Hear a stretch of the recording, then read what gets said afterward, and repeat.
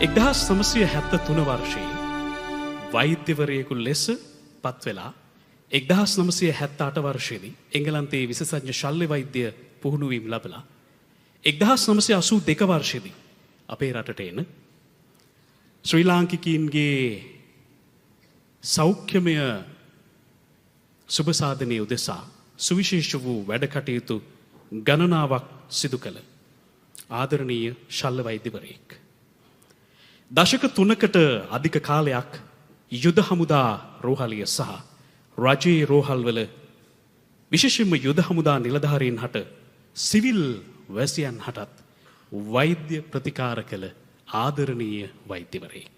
අපි මේ වෛද්‍යවරයා පිළිබඳ විශේෂ සටහනක් තබන්නේ ඇයි? ශ්‍රී ජයවර්ධනපුර රෝහලේ විශේෂඥ ශල්‍ය වෛද්‍ය ගාමිණී ගුණතිලක මැතිතුමනි, ඔබ චරිත සුවපත් කිරීමේ ක්‍රියාන්විතයේ නිහඬ වෙරුවා බව අපි හොඳ ආකාරවම දන්නා නිසා වෛද්‍යතුමනි, වේදිකාවට ආරාධනය ඔබට මේ හැන්දෑවේ වචන ස්වල්පයක් කතා කරන්න. පළමුවෙන්ම මම ස්තුතිවන්ත වෙනවා චරිත් මට මේ ආරාධනාව දීම ගැන. මේ චරිත්ගේ ගීත ප්‍රසංගයට සහභාගී වීම සඳහා. චරිත්ව මම දැනගෙන අවුරුදු 17ක් විතර වෙනවා දැන්. ඉස්සෙල්ලා මට චරිත්ව හම්බුනේ ජයවර්ධනපුර රෝහලේ මගේ වාට්ටුවේ වාට්ටු නම්බර් 8 නොවැම්බර් මාසේ 19 වෙනිදා. වෙලාව උදේ 1යි. ඒ දවස්වල අපිට හැමදාම වාගේ යුද්ධ හමුදාවේ සේවකයන් අය තුවාල වෙලා අපේ රෝහලට අරන් ආපුවාම අපේ යුතුයකම වෙන්නේ ඒ අයගේ ජීවිත බේරගන්න පළමුවෙන්ම. එදා උදේ 1ට පමණ මට දුරකථන පණිවිඩයක් හම්බුණා මගේ වාට්ටුවේ ඉන්න ડોක්ටර්ගෙන්. මම ඒ වෙලාවෙම වාට්ටුවට ගියා. මම තනියෙන් මගේ කාර් එක එලවගෙන ගියේ. මම ඉන්නේ තිමිටිගස්සායේ. ජයවර්ධනපුරට ගියා. පුළුවන් තරම් ඉක්මනට ගිහින් බලනකොට එදා තුවාල වෙලා 10 දෙනෙක් විතර මගේ වාට්ටුවට ඇවිල්ලා හිටියා. ඊටමත් බරපතල තුවාල තිබුණේ මේ 10 දෙනාටම.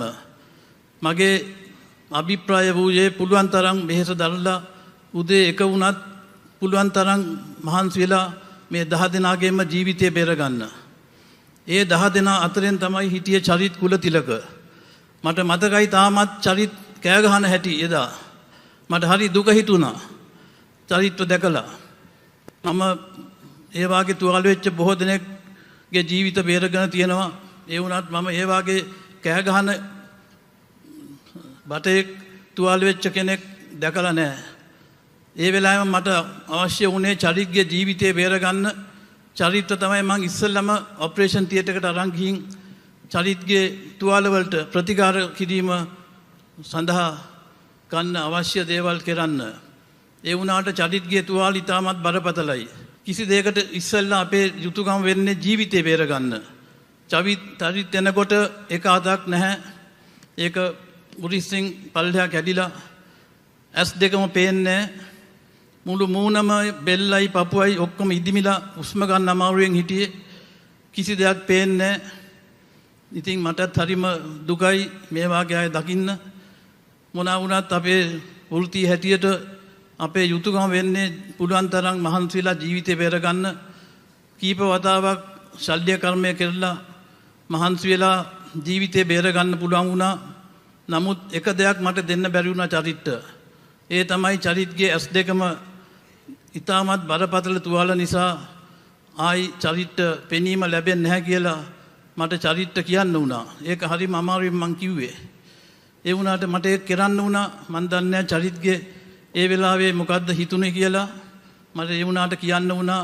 මන් දන්නවා චරිත් ඉතාමත් හිතේ අමාරුවෙන් ඉන්නේ නැති. නමුත් අපි චරිත්ත පුළුවන් තරම් මහන්සි වෙලා ප්‍රතිකාර කෙල්ලා මගේ වාට්ටුවේ මං චරිත්ත තියාගෙන හිටියා මාස 3ක් විතර. චරිත් සම්පූර්ණයෙන්ම රිකා වෙනකන්. මොකද ඒ වාගේ තුවාල තියෙන අය එක දවසෙන් දෙකෙන් සුව වෙන්නේ නැහැ. ඊට පස්සේ ඒ අයව අපි අරින්න ඕනේ පුනරුත්ථාපනය සඳහා. ඊට පස්සේ මම හමුදාවත් එක්ක සහභාගී වෙලා චරිත් වැරියා රණවිරු සෙවණට එතනින් යා පුහුණුවක් ලැබුවා. ඒගොල්ලන් දැනගත්ත චරිත තියනවා කියලා කැමැත්තක් සංගීතයට. ඉතින් ඒ දිසාවෙන් තමයි චරිත දියුණු වුණේ. එතනින් ගියා අභිමන්සලට. අභිමාන්සලිනුත් හුඟක් කල් ඉඳලා ඊට පස්සේ අනිත් කතන්දර දැන් අපි ඇහුවනේ වෙඩින් එක ගැනයි ඒ සම්බන්ධයෙන් ඒ වුණාට චරිත් මට පේන විදියට මම අවුරුදු 17ක් තිස්සේ දැනගන්න චරිත්ව නිතරම මට කතා කරනවා හරිම හිතවත් මිත්‍රයෙක් හැටියට චරිත් දැන් මම දැක්ක දවසේ ඉඳන්ම මට පේන්නේ චරිත් ඉදිරියට යන්න ඕන මිනිහෙක් දැන් හුඟක් ඉන්නවා තුවාල වෙලා හමුදාවේ මේගොල්ලන්ට අපි ඉස්සර කියන්නේ ඩිසේබල් සෝල්ජර් කියලා. ඒ වචනේ සුදුසු නෑ පාවිච්චි කරන්න. ඩිසේබල් සෝල්ජර් කියන වචනේ දැන් පාවිච්චි කරන්නේ නෑ. ඒකට ඊට පස්සේ පාවිච්චි කරුවා තවත් වචනයක් ඒගොල්ලන්ට කියන්නේ ඩිෆරන්ට්ලි ඒබල්ඩ් කියලා. ඒ කියන්නේ වෙන අංශයකින් දියුණු වෙනවා. ඒ වුණාට ඒ වචනේ චරිත සුදුසු නෑ. ඒ වචනේත් අපි සුදුසු නෑ පාවිච්චි කරන චරිත. චරිත වාගේ අයට අපි කියන්නේ අලුත් වචනයක් තියෙනවා. people of determination. people of determination. ඒ කියන්නේ උත්සාහයක් තියනවා ඉදිරියට යන්න. ඇස්පේන් නැහැ කියලා අතක් නැහැ කියලා නිකන් ගෙදරට වෙලා හිටියේ නැහැ චරිත්. චරිත් දියුණු වෙන්න කැමති වෙන කෙනෙක්. people of determination. අන්න ඒ වගේ අය තමයි අපේ ලංකාවට අවශ්‍ය වෙන්නේ. නිකන් හන්දියක් ගන්න ඉඳලා ෆෝන් එක බල ට්‍රයිෂෝ එකේ ඉන්න අයකින් කිසිම වැඩක් නැහැ මේ ලංකාවට. අපිට ඕනේ people of determination to develop this country.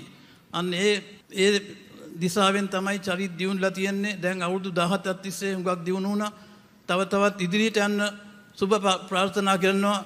පුළුවන් තරම් මට අවශ්‍ය දේවල් මං චරිත දෙන්න කැමති. චරිත මගේ උත්සව වලට සහභාගී වෙලා තියෙනවා. ඒකින් තමයි තව වැඩි කතා කරන්නේ නැහැ. තව සින්දු අහන්න තියෙන හින්දා. ඒ වුණාට මම චරිත කියන්නේ තව තවත් ඉදිරියට යන්න මම ප්‍රාර්ථනා කරනවා. බොහොම ස්තුතියි.